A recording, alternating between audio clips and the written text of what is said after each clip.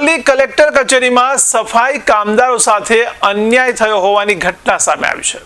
ત્યારે વર્ષોથી કચેરીના ત્રીજા માળે સફાઈની કામગીરી કરતા ઉષાબેન અને પ્રવીણભાઈ નામના બે સફાઈ કામદારોને છેલ્લા 7 મહિનાથી પગાર ચૂકવવામાં આવ્યો નથી। ત્યારે મળતી માહિતી મુજબ કલેક્ટર કચેરીમાં માત્ર પહેલા અને બીજા માળની સફાઈ માટે જ કોન્ટ્રાક્ટ આપવામાં આવ્યો છે, જ્યારે ત્રીજા માળ માટે કોઈ કોન્ટ્રાક્ટ અપાયો નથી, જેને કારણે આ કામદારોને તેમનો હકનો પગાર મળી રહ્યો નથી। ત્યારે તંત્રની બેદરકારીને કારણે આ ગરીબ કામદારો આર્થિક મુશ્કેલીઓનો સામનો કરી રહ્યા છે। ત્યારે જો આ કામદારોને ટૂંક સમયમાં તેમનો બાકી પગાર ચૂકવવામાં નહીં આવે તો ગુજરાત વાલ્મીકી સંગઠન દ્વારા કલેક્ટર કચેરી આગળ ધરણા કાર્યક્રમ કરવાની ફરજ પડશે તેવી પણ ચીમકી ઉચ્ચારવામાં આવી છે। મળતો નથી 7 મહિનેથી અમારું ઘર કેવી રીતના ચલાવવું અને અમારો બૈરો છોકરો અમારા છોકરાને શું ખવડાવવું, અમારો સમાજમાં કેવી રીતના વ્યવહાર કરવો।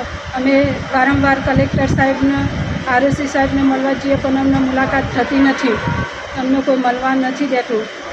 અમે ઘર ચલાવીએ કે અમે અહીંયા બહુ કામ કરવા આવીએ, અમારું કોઈ સાંભળતું નથી। કેટલા મહિનાથી તમારું? આજે 7 મહિનાથી 3 સફાઈ કામદારોને પગાર કરવામાં નથી આવ્યો। આ વર્ષોથી 10 વર્ષથી આ કચેરીની અંદર સેવા બજાવી રહ્યા છે।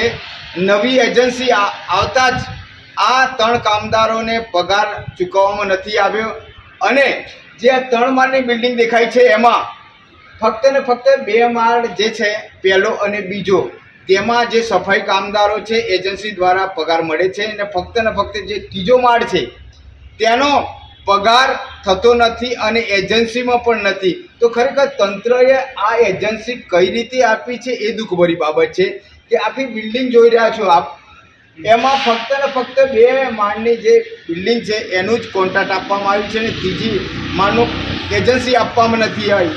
એના કારણે આ કામદારોને 7 મહિનેથી પગાર મળતો નથી। આ જે આ સફાઈ કામદારો છે એમના પરિવારને અત્યારે